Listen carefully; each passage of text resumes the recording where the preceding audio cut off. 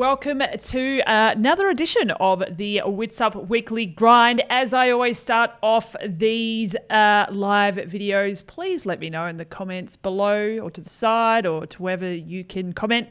Let me know if you can hear me A-OK. We've got a few people tuning in, including Kate Somerville. She's a regular regular audience member here on the Witsup Weekly Grind. Hope you're doing well, Kate. I can see some other people tuning in as well, and Kate has let me know that she can hear us A-OK. How are you all doing? Kim has just tuned as well. Hi, Kim. How are you? How are you all doing? It is Monday here. I reckon Jordan has tuned in and has just said that she can hear... coming in from YouTube. Here we go. That's interesting. Anyway, sidebar. How are you all doing? It is Monday here in Melbourne. We are currently in number 1100 lockdown, which means, frustratingly for everybody, obviously, but frustrating for me personally, I cannot get to Ironman Cairns, the North American. Let's start again. I'm in lockdown. It means I can't get to Ironman Cairns, the Asia-Pacific Championship. I was getting myself confused with Tulsa the other week. Unfortunately, our lockdown is meant to end on Thursday, which means I was meant to fly up there on Thursday to head up there for the race, but I can't see Queensland opening their borders to us anytime soon. In the past, it's always been 14 days of non-community transfers, which means there's just no chance of me getting up to Cairns, which sucks because it would have been unreal, obviously, to be back covering a full iron distance event. Plus, to be honest, obviously we cover events, so we're at the race and we're doing live updates on the ground. We also help Ironman out with live updates, feeding them information from out on the course. And one of the things that I guess we don't always think about is that we gather content when we're at these races. So whether that be photography or video content that we can use throughout the year, and not being able to do that makes it really hard to then be able to constantly create content here behind the scenes, which, it just sucks a bit. But it is what it is. We're also trying to get someone else up there to at least cover the race, but stay tuned. We'll see what we can do. We're talking to Ironman and trying to figure things out. But just means I won't be at Cairns, which is a pain in the backside, and based on the rumors and stuff I'm hearing at the moment, I don't know. I'm not an expert, just based on sources who I trust and I follow. I'm not sure our lockdown is going to end on Thursday. That's just a hunch I've got. It's a bit of a gut feeling. We've got a few people commenting. Let's see what a few people have got to say. Luke Alexander. Hello, Luke. How are you doing? He's just said, coming live from Cairns. He's up there, excited to watch the race again. If you want me to get some stuff, again, yell out. I'll absolutely let you know if we need anything. We're just trying to figure out what we can and cannot do, what access we can get and who we can get to help. And but thank you, Luke. I will absolutely be in touch. We've been doing a lot of workarounds here behind the scenes. Hi, I saw Jay Weber tune in as well. Hi, Jay. How you doing, mate? Thank you for the offer for helping in St. George, I think it was a few weeks ago. And we ended up having someone on the ground there, Rach Olsen, covering the event there, and she did a fantastic job. But Jay did say that he would help out if we needed. So thank you for that offer, and I'll take you up on that another time. Carrots has just said, I thought content these days was album covers only. That is me messing around with photos of Frankie and Henry. Come on, I'm going to show you. How's this for a new, let's see if I can get it up quickly. Oh, I've got to remember where I've got so many folders, so many things open. It is insane. Yeah, I'm not going to remember where I put those photos. But anyway, hang on. Here we go. How's this for an album cover? Here we go. Whoop. Let's pop it up. Oh, it's not going to work. Hang on. Oh, no, I've got the wheel of death. There you go. Check that out. How's that? That could be, what would we call it though? So that's Frankie Flo, obviously, and Henry the dog. Frankie Flo and Henry, like, what could be the album cover? What could the album be called? That is my question. I don't know. But how cute's that? Come on. That is an album cover. My goodness, that is cuteness. Okay, so you're not all here to listen to me rabbit on about bits and pieces. We are about to bring on the current Ironman Cairns Asia-Pac Champion, Amelia Watkinson, who's waiting off to the side over in Queensland, over near Noosa, to come onto the Witsup Weekly Grind. So we're going to give her a call in just a second. Kate Somerville has said Cairns doesn't look like it's doing Ironman Live, i.e. the full stream. As far as I'm aware, they are not.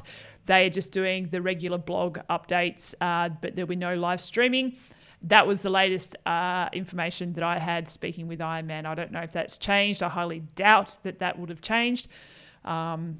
Which is unfortunate, especially being a championship race. But speaking of said championship race, let's get on the person who we all want to hear from, which is not me. That's where you all say, yeah, it is. Yeah, it is. We love listening to you. Let's get on. Amelia Watkinson, we're going to give her a call. Will you scope for this? Oh, it's really loud. Let's see if this is working. Do we have Amelia on screen? We do. Welcome. Thanks, Steph. And you've been relegated to the garage, it looks like. Yes, it's not too bad in here. It's nice in the afternoon. It's warm. The sun comes in. See, if not so much right now. Well, yeah, if I sat in my garage and had to do a chat, I would be, I reckon, 7 layers deep with clothing here in Melbourne. I've already got about 3 layers on and the heater. Yeah, I'm lucky I'm on the Sunshine Coast. What can I say? I don't take it for granted. I'm very grateful. Good answer. Good answer. My friend, you are the current. I was going to say you're the reigning champion, which I guess that's true. But it feels weird because you're the current champion. Like you are the champion as of right now. You are the champion, the Asia Pacific champion. So I want it to feel more current. Okay, that's your title at the moment. Thank you, Steph. That's very generous. I guess we have to wait 1 more week, and then you'll have a new little system. Exactly. How? Oh gosh, I was about to say how are you feeling. That's a terrible question to ask people. It's terrible. But so I'll rephrase. How are you feeling going into a race as the current champion with a target on your back?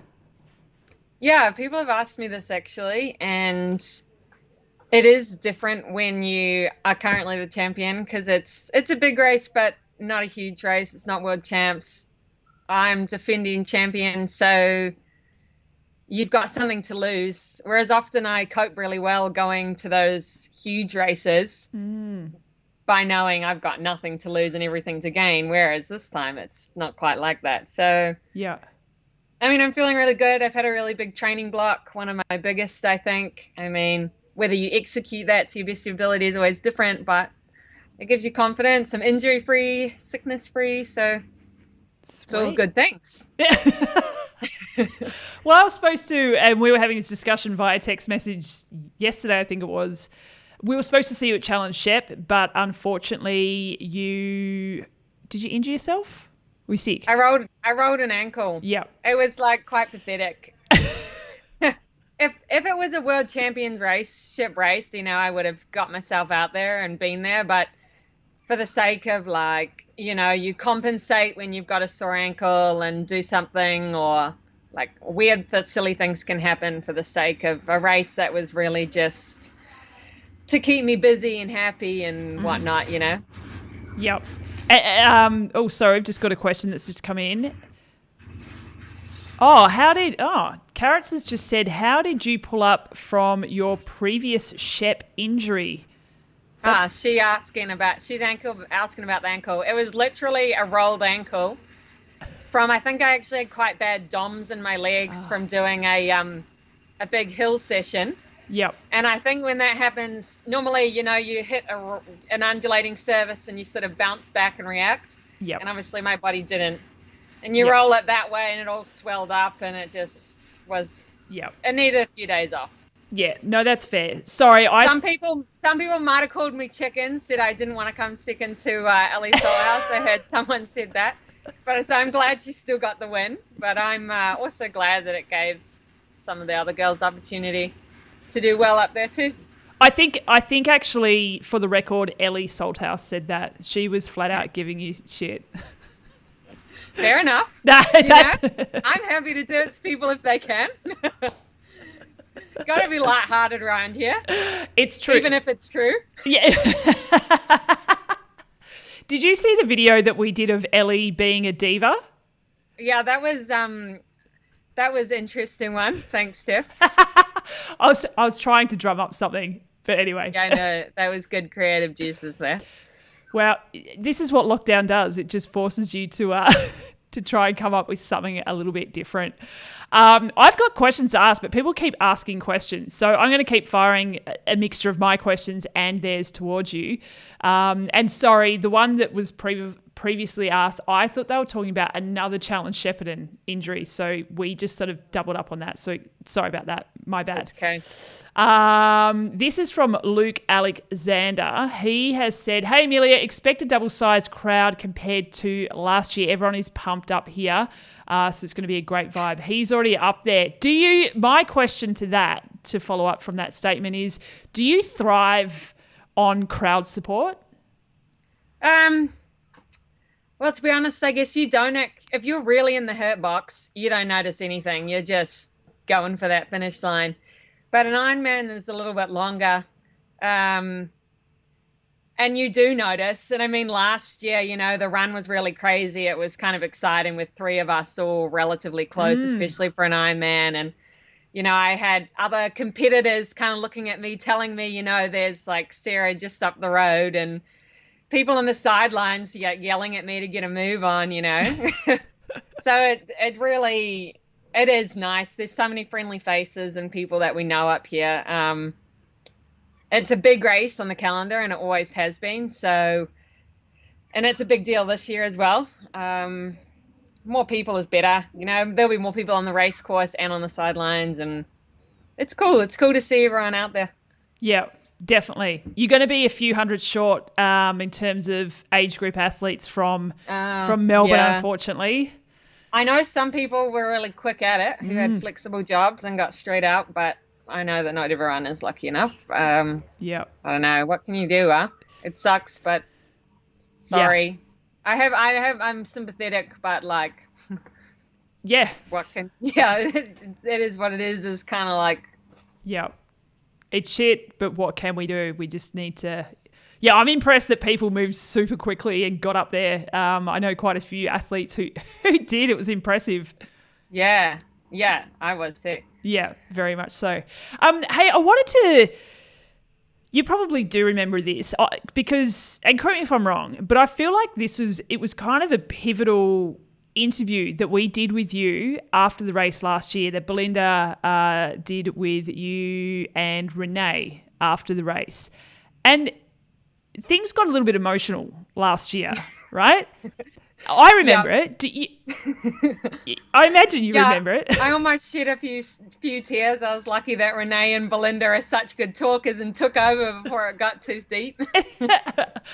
But just to sort of recap what came out of that interview is it was a rough year with the pandemic and professional triathletes across the globe trying to earn a living, and it still is to a certain extent. Pretty rough for professional triathletes to be earning a living at the moment with races few and far between, and obviously things are opening up a little bit more. But yeah, to say it was rough, I think is an understatement. And you over a period of time actually had to go and get yourself a second job. And again, just jump in if I'm paraphrasing and not quite getting it right, but I feel like it was an emotional time for you because I guess it had you questioning whether being a professional triathlete was, the right option, because, you kind of just were standing still, not really knowing what you can do and what the future looked like. Is that a fair kind of summation?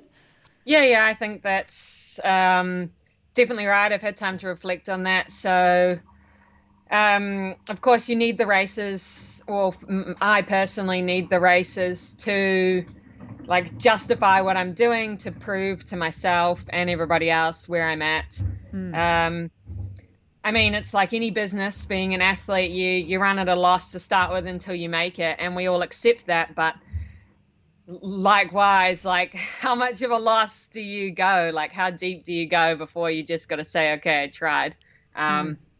And the middle of last year, obviously, it definitely hit its point. Before that, I'd had a number of injuries and gotten through those, and it was just like another thing for everyone. But I mean, I stuck it out. I worked a cleaning job, so I was definitely embarrassed about that. It really kind of hurts to try and call yourself a professional athlete when you're not able to make a full living out of it, or really even support yourself.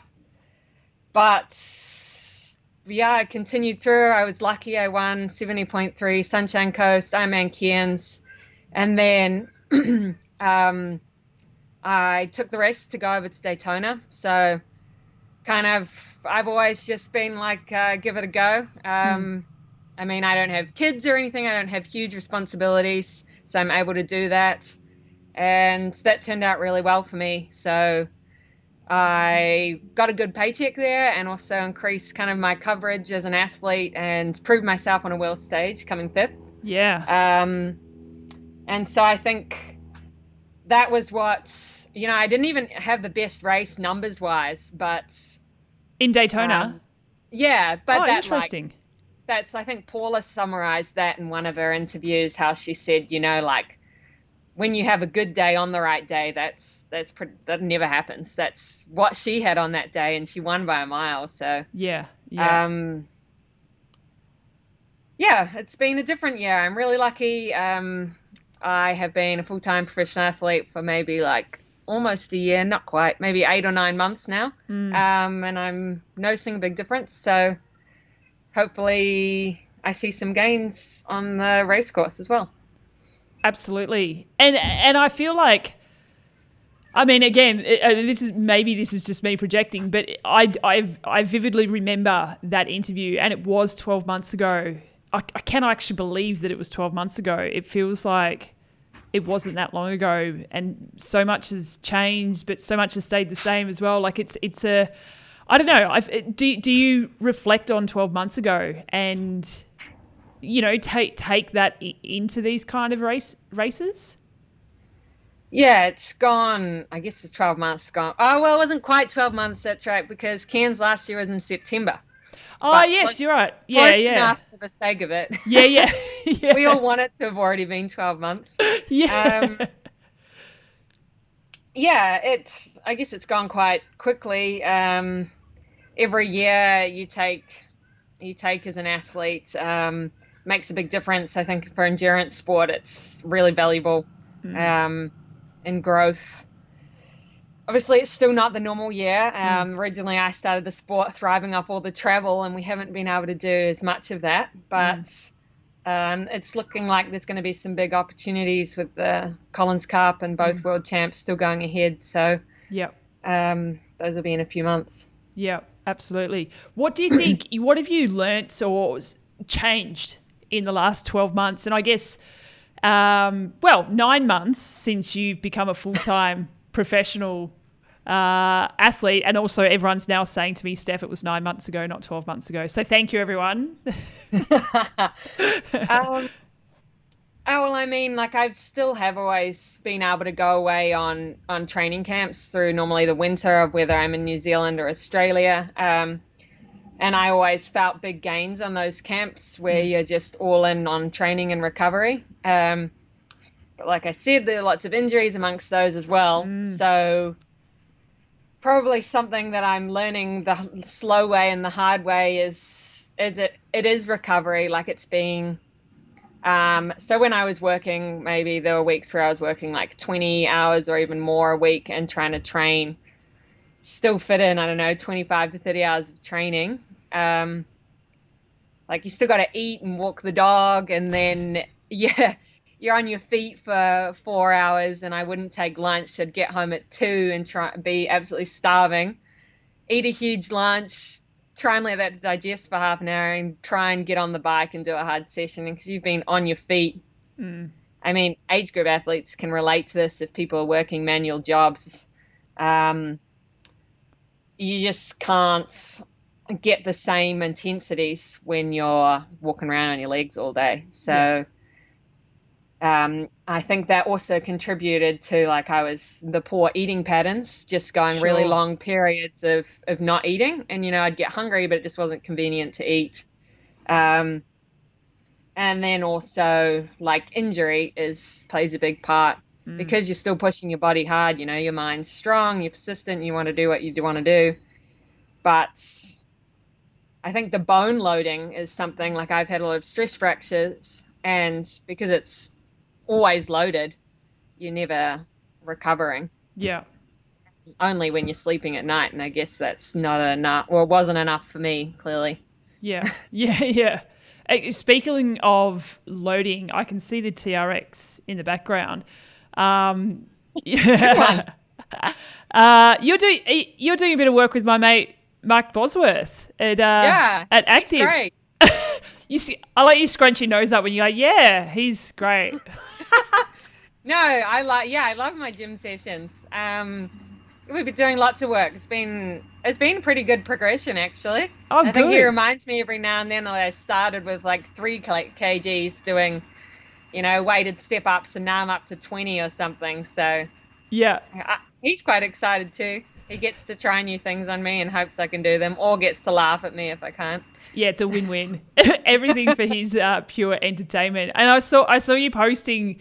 Did you have like a makeshift, or you had a backpack but you just put weights in it or something? Like you had some. Yeah, people weren't impressed with the ingenuity there. I was a bit disappointed. I loved it, MacGyver. Yeah, we just shoved the backpack full of what do you call them, slam balls, but we've since upgraded to a weight vest. So yep, more pro. Yeah, more pro. Looks better for the gram. We've got a few Kiwis checking in. Mel Saltil has just said hello, which leads me to my next question. Between you and I know that you're a New Zealander, but at what point, and this came up a bit earlier, at what point does Australia claim you as their own? Yeah, I think there's a mix, you know, got to be careful. I like to be a proud New Zealander, but to be fair, I haven't been back to New Zealand in quite a few years. Yep. And probably have no intention anytime soon, to be fair. Yep. People ask, so there's no point leaving them on edge. I really like Australia. It's a little bit closer to the rest of the world. Pretty settled here. So I like the Australians. To be honest, it's really the same. I mean, we need no visa to stay here. But New Zealanders are a little bit cooler, you know. You tell people from around the world where you're from, and they're a little bit more excited when you're a Kiwi. What? You're not talking to the same people I'm talking to. Some of those Aussie accents, I'm glad I haven't yet picked up on them. You are in Queensland, which is probably the worst place to be picking up Australian accents, to be fair. Says the bogan from Tasmania. Yeah.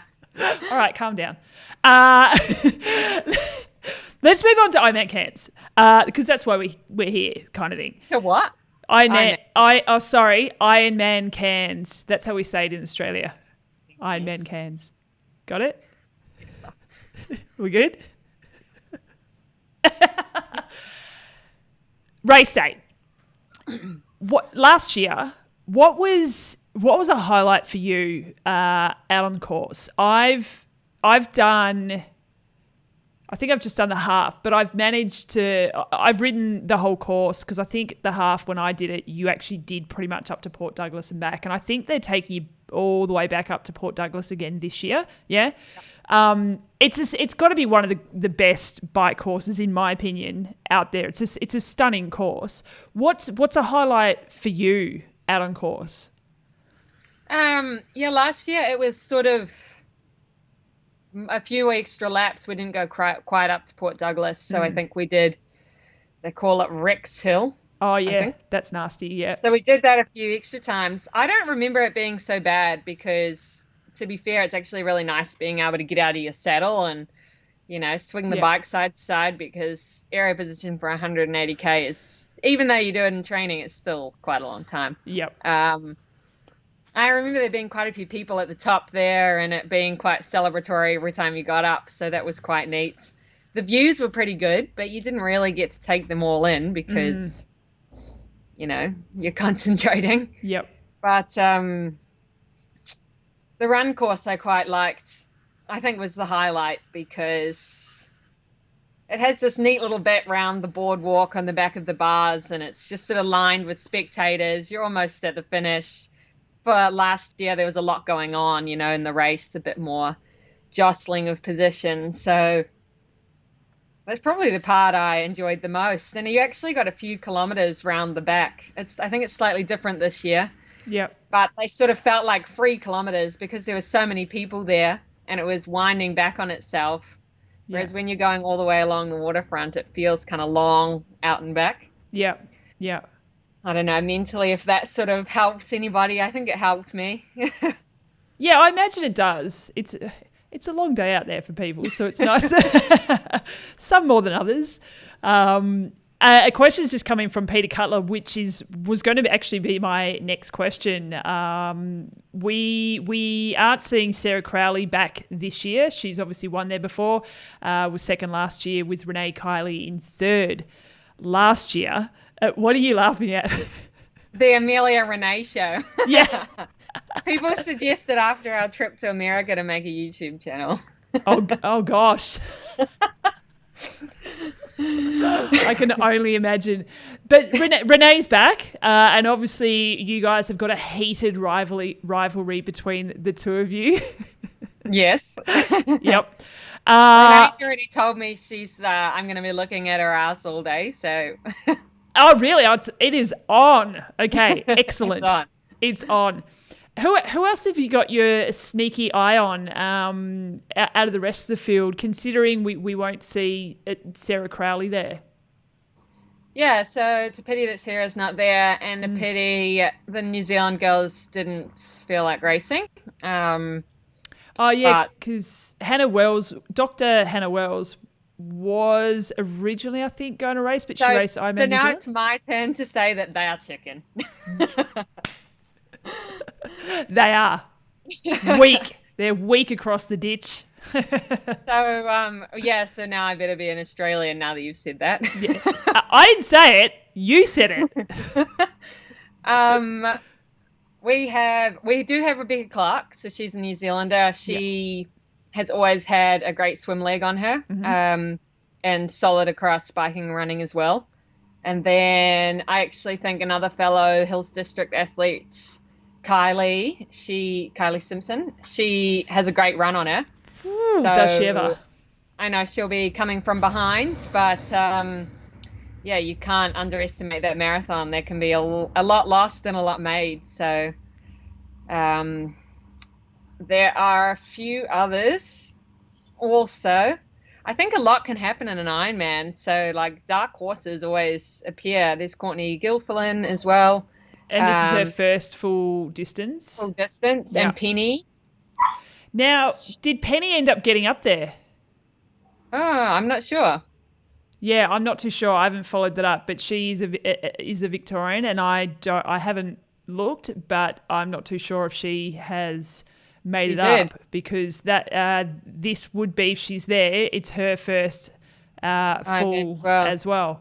Some people they really have a good one on their full first attempt. So yeah, absolutely. Good on them. I've just had a quick look at Penny Slater's Instagram, and there's footage of a dog running around with frosty grass. So I'm assuming the frosty grass isn't in Queensland. So I've got a feeling she may not be there. Are you sure she's in Melbourne? I thought she was not.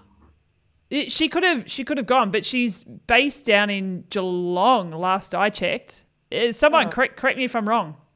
Someone will have the inside details. I'm not sure. Yes, we'll find out. I think also Sarah Thomas is an age grouper who's racing the full distance for the first time as a pro as well. Again, correct me if I'm wrong, but I'm pretty sure that's her as well. Mel Saltil has just said Canberra is Penny's base, and someone else has also said the ACT, which that makes sense. Told you it wasn't Melbourne. Look at you trying to claim all these athletes. But she has trained in Geelong. She's spent time in Geelong. I'm sure of it. Anyway, okay. I could be wrong. You would know it was Canberra in a month because it would be snow on the grass instead of just some frost. Yeah, I think it's pretty close to snow based on that video. So maybe she is still. Let's hope that she is still racing Ironman Cairns. That would be fantastic. Amelia, I'm going to thank you for your time, but before I let you go, I would love to get, because we've got a lot of age groupers following along, do you have any tips for, I guess, Cairns specifically? I don't know, it was a little bit later in the year, so last year. So there would have been a bit of difference potentially with the conditions. But based on what you know, any tips for all the age groupers who are towing the start line, particularly first-timers on Sunday? Yeah, I guess Cairns, it's not actually as hot as it was last year. Of course, hot compared to wherever you're coming from in Australia. But I think your nutrition is pretty important just to be doing what you've been doing. I mean, if you haven't been training your guts from a few months ago, it's probably a bit late now, but then you'll know for next time. You don't want to wait until you get hungry or thirsty. You want to be working out how many calories you're consuming per hour. And it's not just, I'm only out there for hopefully 9-ish hours. If you're out there for longer, 12, 15, you're going to need more, even though you're going slower. And I mean, if you drop a bottle, say if you have actually that is important. If you have all your calories in a bottle, you should put a spare one in your special needs in case you drop it. Yep. Because you can get stuff up course, but if you've got a, specific stomach, then it's best you have your own stuff. And I mean, you've already invested how many hours and thousands of dollars in training. You better just leave a spare bottle in there for the sake of ruining your race. Just speaking of fuel and hydration out on the course, have you seen that Ironman for Cairns have come up with 500 essentially like keep cups for age groupers to help with the amount of rubbish from the race, so that I did hear that. Yeah, on the run they'll take the cup. They'll just carry the cup. I think there's like a little thumb thing so they can just run. They don't have to actually hold on to it too tightly. I mean, I don't suggest professional athletes doing it, but I do like the thoughts about the environmental impact from Ironman for this particular race. And then from what I understand, the concept is to try and take that with them to the next race as well. So I guess throw that in their run bag so that when they're out on the next course, they're using the same cup each time. Cup. Yeah, it's pretty cool. It crafty. Is cool. Yeah, people will be into that. Yeah, I like it. And if you're more of the backer, then enjoy your own cup and feel good about yourself. I think so. Yeah, I think it's good. I did say I'm going to let you go, but I do like this question that's coming from James. If you've got a few more moments, is that cool? Yep. Bring it. All right. Thoughts? What are your thoughts on Kona this year? Given, wait, hang on a second. Given that one's funny too. Experience the joys of COVID travel. So, with that in mind, how do you think that will impact Kona in terms of COVID travel and all the other glorious things to do with getting to Kona?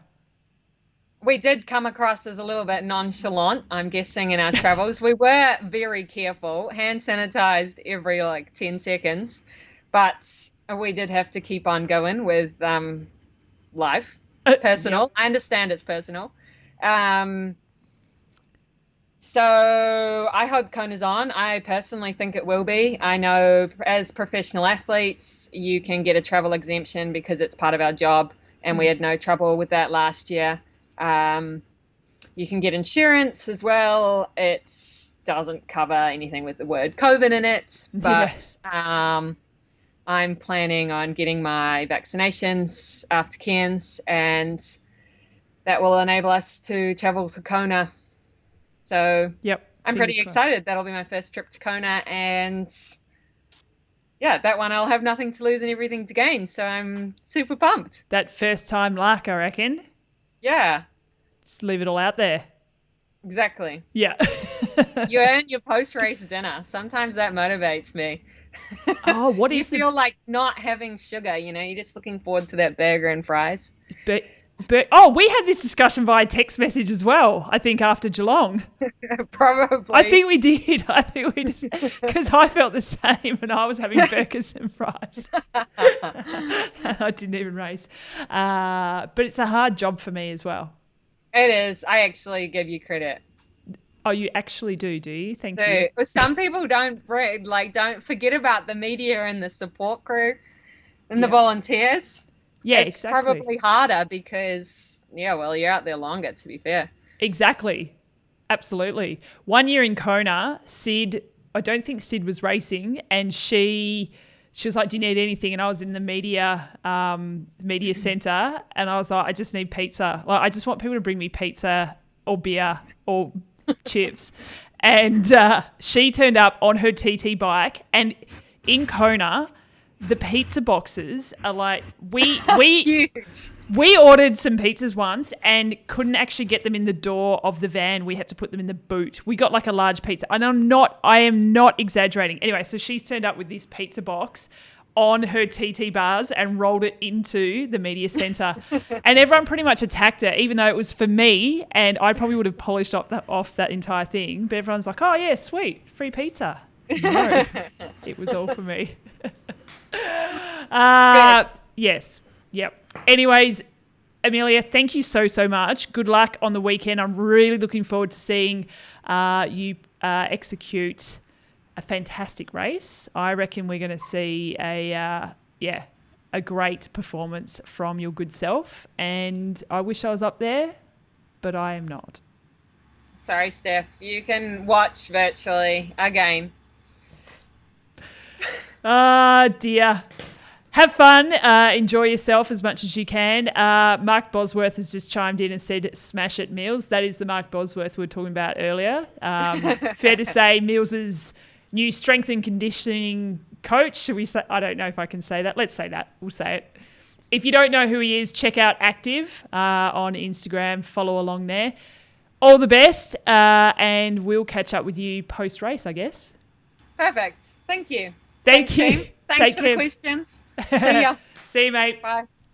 There you go, folks. Amelia Watkinson, the current Ironman Cairns Asia-Pacific champion. I keep going to say North American champion. She's not the North American champion. She is the Asia-Pacific champion, and she is going back to defend her number one title this Sunday in Cairns. We wish we were there, but unfortunately we are not.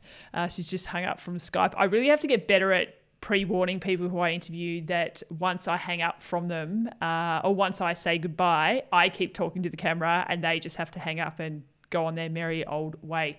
Anyway, so all the best to Mills and the entire field at Ironman Cairns. Good luck to all the age groupers racing as well, particularly if this is your first full distance.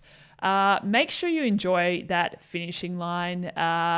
Like everyone says, you only get to do your first iron distance once, and it is a pretty special moment, that's for sure. I'll never forget my first iron distance that I did at Busselton, Ironman Western Australia 2009 with Mark Bosworth, who we were just talking about. Jay Weber has just tuned in earlier and he said, yeah, we don't eat until the end of the day. Such a long day. That is for media and spectators and stuff. It's a tough day. So make sure once you finish your full distance as well, you thank your supporters and loved ones, because it's not just about that day. They've been supporting you throughout all of those training sessions. If you're here in Melbourne, all those cold, miserable days of training when you're probably not in the best of moods, and all of your supporters have had to put up with you. So make sure you look after your supporters as well. Okay, we're going to jump on over to Sid's slam. Before we do though, Sid finally got back to a racetrack, and it was fantastic to hear that she was back racing for the first time in, I think it equated to 541 days. Her last race was Challenge Daytona over a year ago. A year and a half ago even. So fantastic to see Sid back on the race course. Let's see how she did and what else happened across the globe with racing this week. Here is Sid Slam.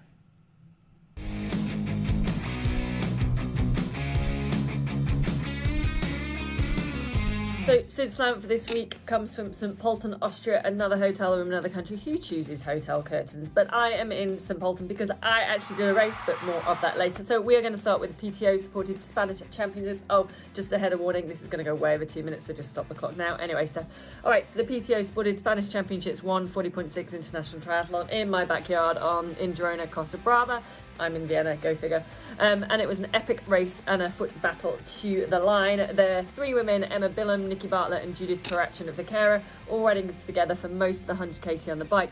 Billum got a slight gap at the end, coming into T2 about 2 minutes ahead of the other two, but over the early stages of the run, all women were pretty much running pace for pace. Maybe Billum just slightly creeping ahead, but neck and neck was Caraccion and Bartlett. It was a gap for Billum that worked well for her, taking her to the win with a sub 3 hour run. In the end, just about 6 minutes ahead of Caraccion-Vicara, who broke away from Bartlett in about the last 5k. Who then finished third. Another week of sub 3 hour runs for the women. Or like I said, Billum did a sub 3 hour, and then Caraccion and Bartlett also went 3:01, 3:02 respectively. Shout out to Chantal Cummins finishing fourth in her first full distance race. And so to Austria, Challenge St Polten, which saw close racing and battles for first and second and third and fourth. The swim, which included more running than swimming, with a 200-metre run between two lakes that we were lucky to swim in, and the transition meant for slightly slower swim times overall. But you'd think with the run it would help me. No, that was a shocker. I personally had oh my god, this is a race start, swim start, clusterfuck at the beginning, got spat out the back in the first 10 metres and spent the rest of the swim trying to get back through the groups. But what followed the swim was an equally epic Austrian picture postcard bike course with hills, descents, flats, and it all came down to the run, no figure. That's the last part of the race. Imogen Simmons came into T2 with about just under a 4 minute lead over Annie Haug. Laura Zimmerman, with some wicked descending skills, was about 2 minutes further back, followed by Maya Stage Nelson and me then in fifth or whatever that was, not sure. Simmons was then being hunted down by Annie Haug, who isn't hunted down by Annie Haug when they're on the run. At the front of the race, obviously, I'm never being hunted down by Annie Haug, I'm far too far back.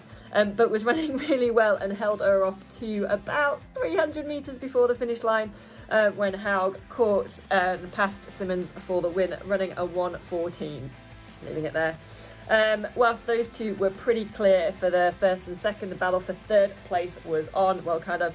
Maya Stage Nelson moved ahead of Zimmerman and into third at the start of the second lap, and I was about 200-300 metres behind that. That gap then stretched as Maya was running well in third, and Sidolme moved up to fourth, passing Zimmerman. But as the kilometres clocks away, the gap started to come down again, and third spot I could see the lead biker for third getting up the road. 40 seconds I heard splits, 20 seconds I heard splits. You know, all those useful time splits you get from spectators who never really sure which to believe, but I could see them, and that was all that mattered. So splits were given, and all time was... Oh, where am I going with this? I was upping the pace, actually physically in pace as well as effort, and it was actually getting closer and actually managing to decrease the splits, but the road was running out. This is a total clusterfuck now. And then a couple of sections allowed Maya Stage Nielsen to sight Sidolme, and perhaps was just enough to push her on. In the end, the carpet wasn't long enough. And like, even though I was sprinting to the line, just 10 seconds the difference, Maya Nielsen holding on for the final podium spot. And I don't even know what I'm going on this. Oh yeah, I think I said something like well over 2 minutes, but I don't care because I raced and I can't read my writing. I got so far and done so well. Next week, Ironman Cairns and WTS Leeds with Olympic selection up for grabs.